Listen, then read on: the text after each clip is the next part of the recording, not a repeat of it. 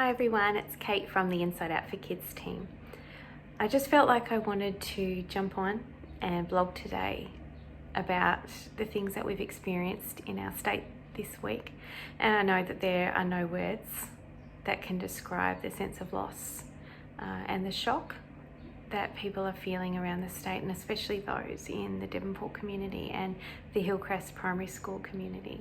Our hearts are with you, and I certainly don't intend to add to the noise, as I know that as a community response, we're just so proud of Tasmania and the way that they have reached out and come around and support. And I know there's a lot of people doing a lot of work to make sure that you have everything that you need. What I wanted to talk about today, if I can, is just what it's like to grieve in community. So there are many people watching on and seeing things unfold, knowing that we're geographically not close to what's going on, or we don't have a personal connection with the families or the school community, but still feeling this profound sense of loss and grief at the unfairness of the situation and the loss of our precious kids. So I just wanted to talk through some things that we touch on sometimes when we're talking to adults about how to support kids. The work that we do here at Inside Out for Kids, a lot of it is supporting kids through big changes, grief and loss events. And I wanted to talk a little bit about sympathy. So in the past, people have often sent sympathy cards or talked about sympathy as being a sense of feeling for someone. I'm sorry that happened to you. And in recent decades, people have felt like that's not been enough, that what we want to have is empathy. I'm feeling with you. And certainly I'm sure that as a community and individuals, we are feeling with, and that sense of identification, especially if you're a parent or if you're a teacher, especially teachers of Year 6 classes. I can only imagine that identification that you have of what that would feel like if you were in that situation, and that can be really heavy.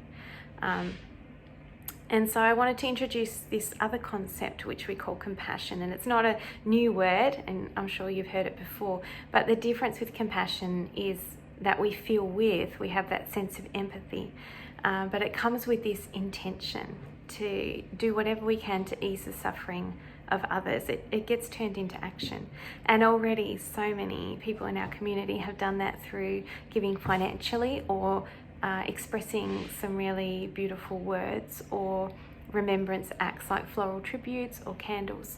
And it feels like when we do those things that we can turn the emotions that we have from what's happening into action.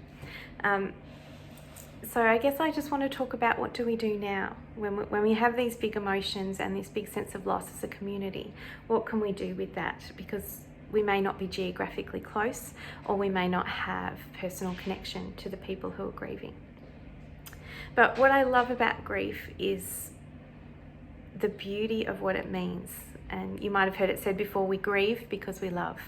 So if we're grieving as a community through this loss, what that says is that as a community, we really love our kids, that we really value them, and they're very precious to us.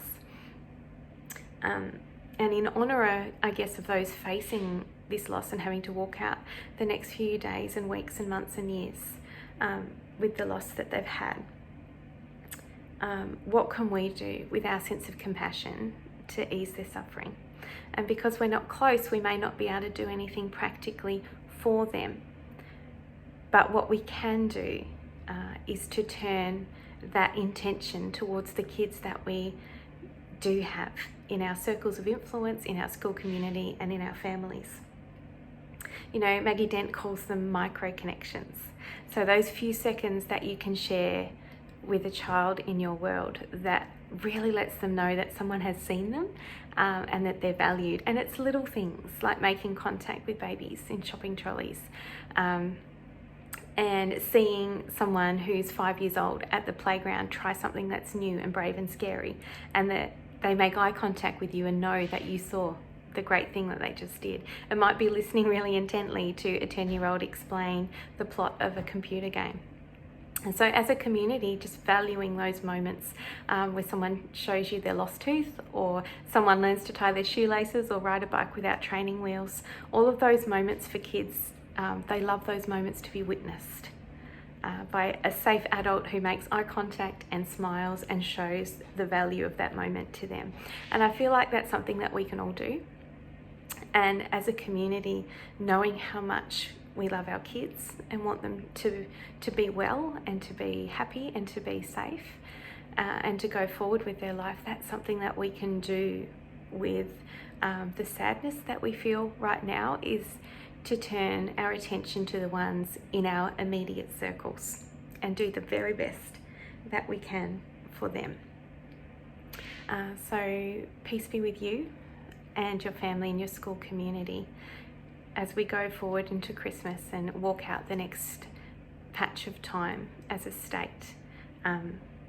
We just want to say that on behalf of the Inside Out for Kids team here in Tasmania, that it's just a great privilege to do what we do and support kids and families the way that we can.